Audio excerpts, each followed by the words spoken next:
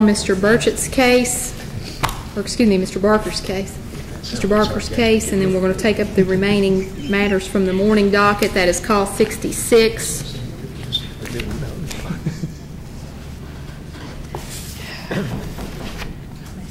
Well, give Mr. West a moment.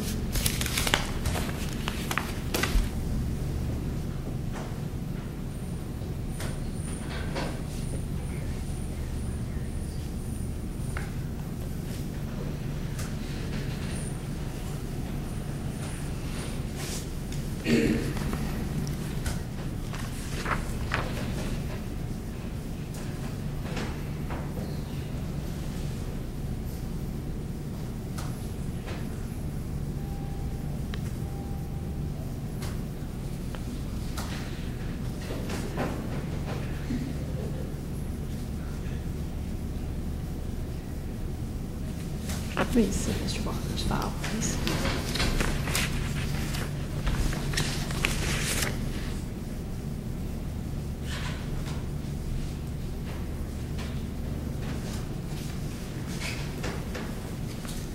Mr. West, I'd recalled Mr. Barker's case. Thank you.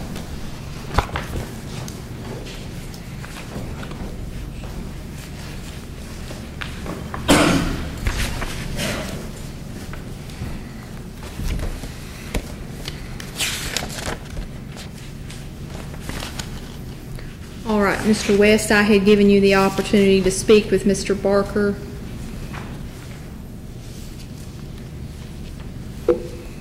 And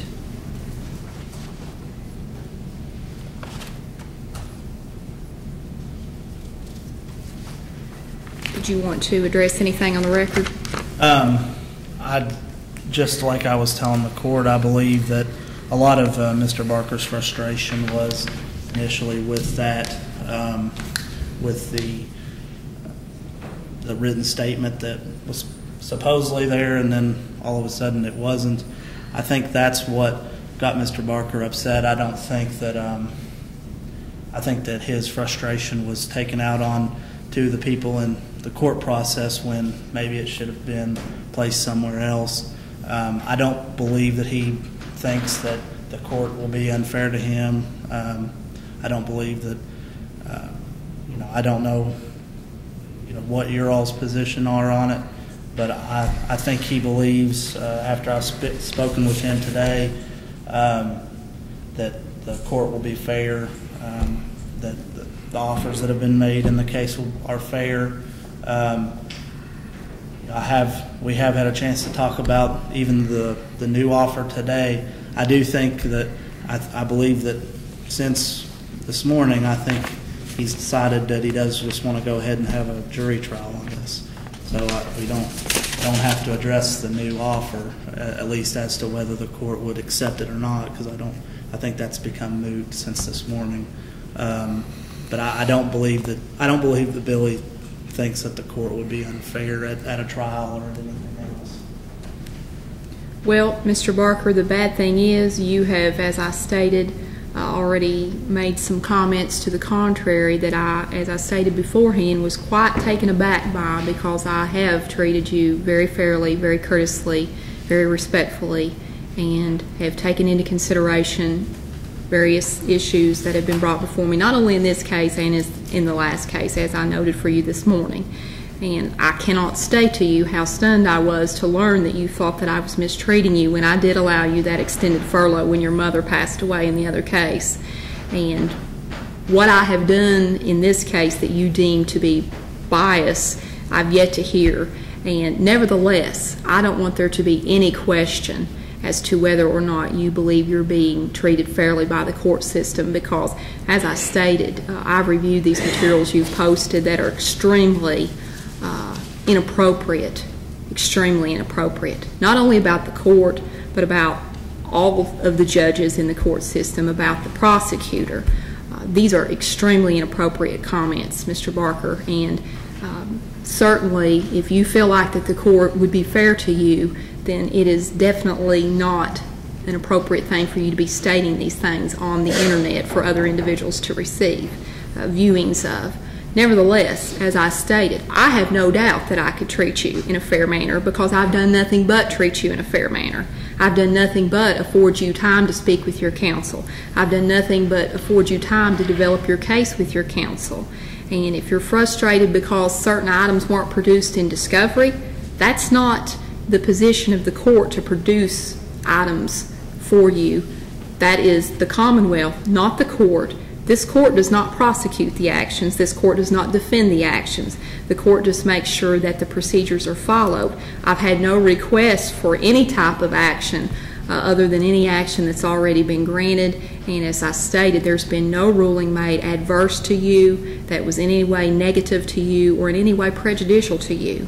I understand from your post that you don't participate or don't enjoy participating in the MCR program, but that was a part of your bond condition, and other individuals participate in the MCR program as well.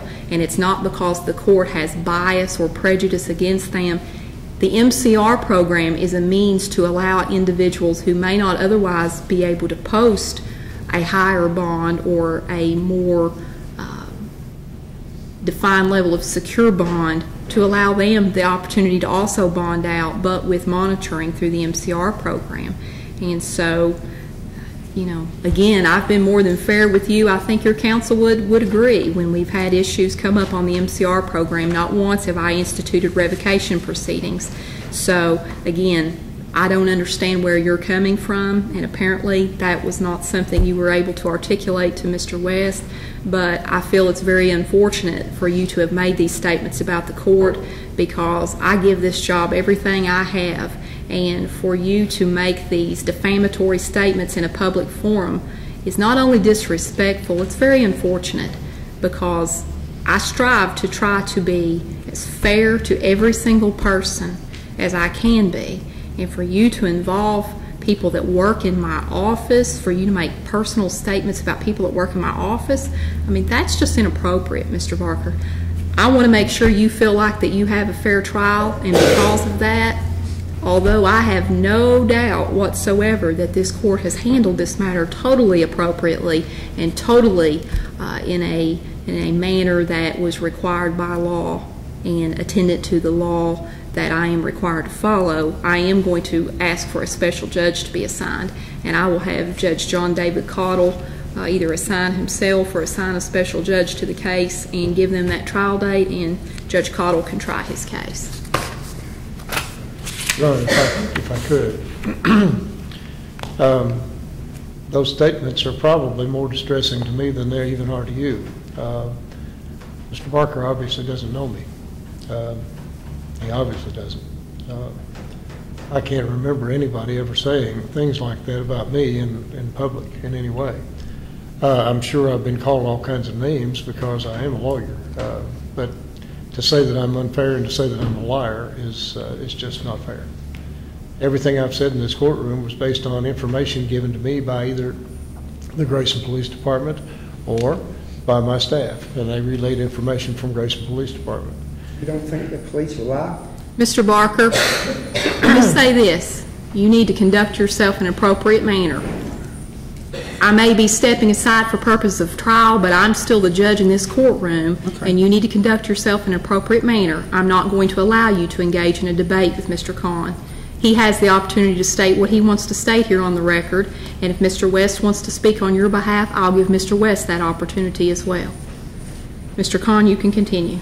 Even though my notes aren't as complete as they should be, the record shows that at the pretrial conference in January, we did not at that time even have a police report. We had requested it and didn't have it.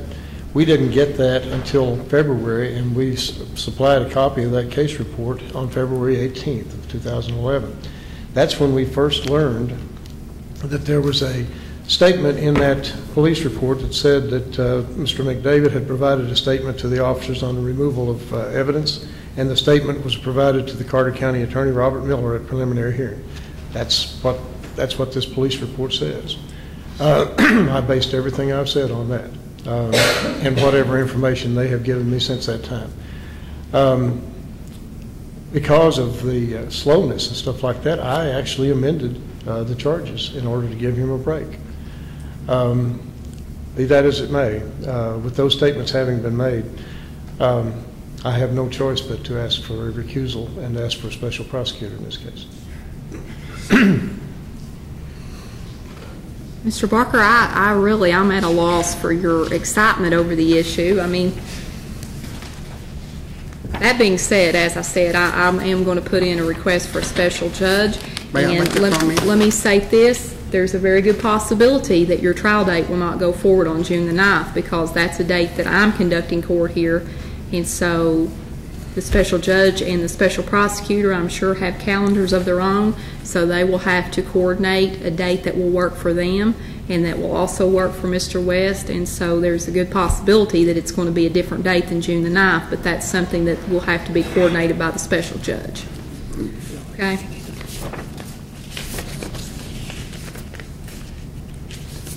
So at this point in time, I'm not scheduling any further proceedings. I will set aside the June 9th trial date unless that is within the calendar of the special judge. And if the special judge needs a new date, then he can consult with the clerk. He or she can consult with the clerk, and we'll make sure that we give them all of the information needed. Anything else, Mr. West, that you would like to state on the record? No, Your Honor. Okay. All right. Mr. Kahn, you will be making your request for special prosecutor, I would assume, this tomorrow, week. yes. So given the time frame we've been dealing with, we're probably looking at about 60 days. Approximately, yes. Okay. Then I'm going to go ahead and set aside the trial date that I have set because that's a date that we can utilize for cases while I'm here, and then obviously the special judge can utilize any date otherwise that might be available. But with the special prosecutor request, with the time period that those are generally taking, I don't foresee that there would be a special prosecutor assigned by June the 9th ready to move forward.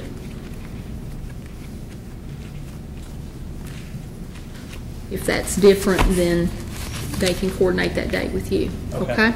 Mr. Barker, that's all for today. You are excused. Thank you.